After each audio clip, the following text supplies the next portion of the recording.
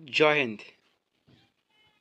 তো দেখো তোমাদের কিন্তু Indo Tibetan Border Police force অর্থাৎ আইটিবিপিতে তোমাদের আবারও একটা নতুন ভ্যাকান্সি বেরিয়ে গেল। ঠিক আছে, তোমরা কিন্তু মাধ্যমিক পাশে আবেদন করতে পারবে হেড কনস্টেবল মেকানিক এবং কনস্টেবল মেকানিক পোস্টে কিন্তু আবেদন করতে পারবে। ঠিক আছে, তো ITP back to back vacancy কিন্তু অনেকদিন ধরে বার করে আসছে। কিচেন সার্ভিস, টেলিকম, মানে কনস্টেবল হেড কনস্টেবল কিন্তু অনেক রকম ভ্যাকান্সি কিন্তু বার করেছে তারা। তো নোটিশটা দেখে নাও, একদম অফিসিয়াল নোটিশ। ঠিক আছে, কবে থেকে তোমাদের আবেদন শুরু হচ্ছে, কারা কারা আবেদন করতে পারবে, এজ লিমিট কী রয়েছে, সিলেকশন প্রসেস কী রয়েছে। আর তোমাদের বলে দিই, সিলেকশন প্রসেস কিন্তু বন্ধুরা তোমাদের আগে এটা কিন্তু পিএসটি পিএটি কিন্তু তোমাদের আগে হবে। ঠিক আছে, তারপর তোমাদের রিটেন এক্সাম হবে। ঠিক আছে, তো ভিডিওটি প্রথম থেকে শেষ অবধি দেখতে থাকো অবশ্যই। আর চ্যানেল নতুন হয়ে থাকলে লাইক কমেন্ট শেয়ার করে দিয়ে সাবস্ক্রাইব করে দিও। তো চলো ভিডিওটি শুরু করা যাক। তো দেখতে পাচ্ছ, Indo Tibetan Border Police Force, Ministry of Home Affairs, Government of India. Okay, তো কি পোস্টে ভ্যাকান্সি বেরিয়েছে সেটা দেখে নাও। Recruitment for the post of head constable motor mechanic and constable motor mechanic 2024। Okay, তো দেখো এখানে তোমরা ভারতীয় নাগরিক হলে আবেদন করতে পারবে এবং নেপাল ও ভুটান থেকে হলেও আবেদন করতে পারবে।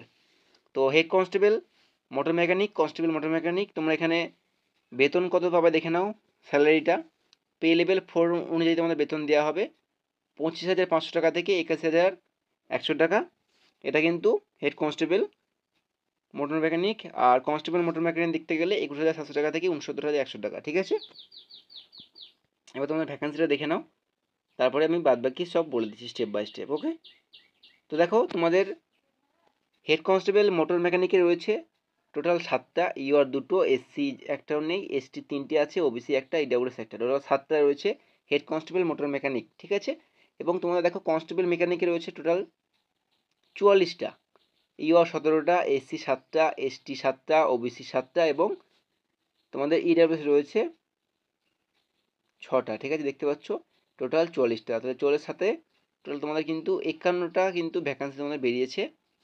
ওকে, তো এখানে দেখো ভ্যাকান্সি কম বলে কেউ আবেদন করবো না এটা ভুল ভেবো না, কারণ এখানে এই সমস্ত পোস্টে কিন্তু আবেদন সবাই করতে পারে না, কারণ এই যে মোটর মেকানিক্যাল বলো এই সমস্ত কিন্তু সবার আইটিআই করা থাকে না। ঠিক আছে, যাদের আইটিআই করা থাকে, মানে যে কোয়ালিফিকেশনগুলো চাওয়া হয়েছে সেগুলো সবার থাকে না।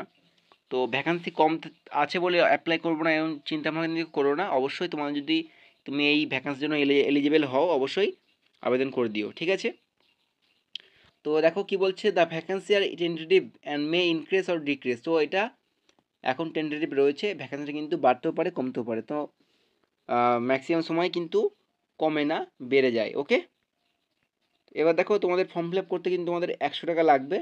এসসি এসটি এবং এক্স সার্ভিসম্যান কিন্তু কোনো রকম চার্জ কিন্তু লাগবে না। ওকে, আর দেখো এলিজিবিলিটি কন্ডিশন, শিক্ষাগত যোগ্যতা তোমার কী রয়েছে এবং বয়স দেখে নাও।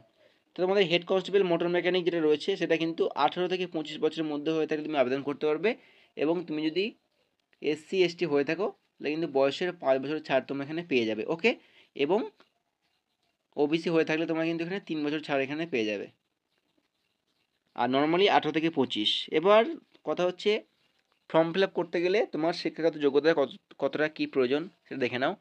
10+2 pass from a recognised board, অর্থাৎ তুমি উচ্চ মাধ্যমিক পাস করে থাকলে আবেদন করতে পারবে, এবং যেহেতু এগুলো সব টেকনিক্যাল মানে মোটর মেকানিক দেখতেই পাচ্ছ, তার জন্য তোমার কিন্তু certificate in motor mechanic from a recognised institution or industrial training institute with 3 years practical experience in the trade in reputed workshop or 3 year diploma in automobile engineering. তো তোমার এখানে 3 বছর মোটর মেকানিক্যালে আইটিআই করা থাকতে হবে এবং 3 বছরের প্র্যাকটিক্যাল এক্সপিরিয়েন্স থাকতে হবে কিসের ওপর দেখতে পাচ্ছ, অটোমোবাইল ইঞ্জিনিয়ারিংয়ের ওপর। তারপরে তুমি কিন্তু এখানে হেড কনস্টেবল মোটর মেকানিকের জন্য আবেদন করতে পারবে।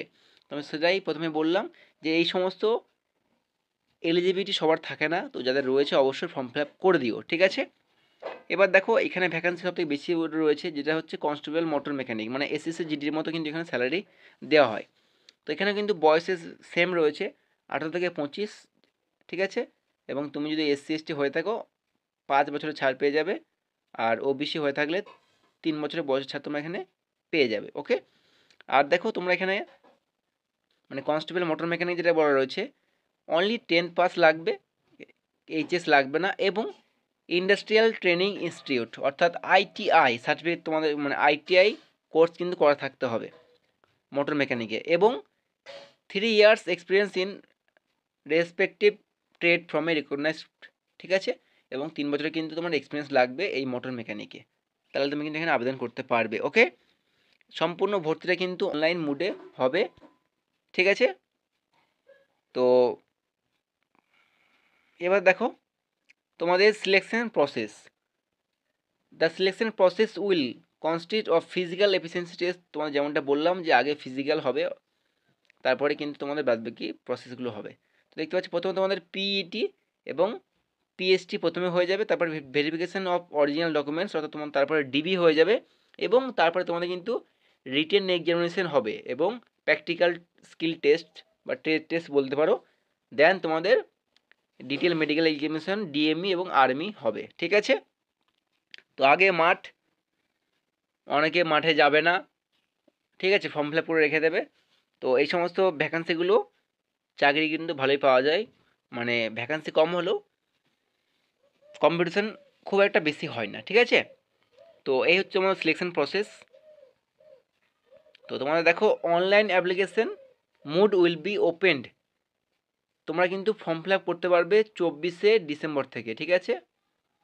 24শে ডিসেম্বর থেকে তোমাদের ফর্ম ফিল আপ শুরু হয়ে যাচ্ছে, এবং লাস্ট ডেট থাকছে তোমাদের 2025-এর 22শে জানুয়ারি, ঠিক আছে। এটা হচ্ছে তোমাদের লাস্ট ডেট, এটা হচ্ছে ফার্স্ট ডেট। ওকে, তো এটা কিন্তু শর্ট নোটিফিকেশন বেরিয়েছিল তোমাদের আইটিভির তরফ থেকে। আর ফর্ম ফিল আপ যখন কাছাকাছি চলে আসবে, অর্থাৎ 24শে ডিসেম্বর থেকে ফর্ম ফিল আপ শুরু হচ্ছে, তার 2-1 দিন আগে তোমাদের কিন্তু অফিসিয়াল একদম ফুল নোটিফিকেশন প্রকাশিত করে দেওয়া হবে। ওকে, তো যাই হোক, যারা যারা ইচ্ছে বা এলিজিবল রয়েছে অবশ্যই আবেদন তোমরা করে দিও। আর ভিডিওটি ভালো লাগে থাকলে অবশ্যই লাইক কমেন্ট শেয়ার করে দিয়ে সাবস্ক্রাইব করে দিও, কারণ এসএসসি জিডি বলো, defence related WP A to Z update তোমরা সবার আগে এই চ্যানেলে পেয়ে যাবে। তো দেখা হচ্ছে খুব তাড়াতাড়ি নেক্সট কোনো ভিডিও নিয়ে। জয় হিন্দ।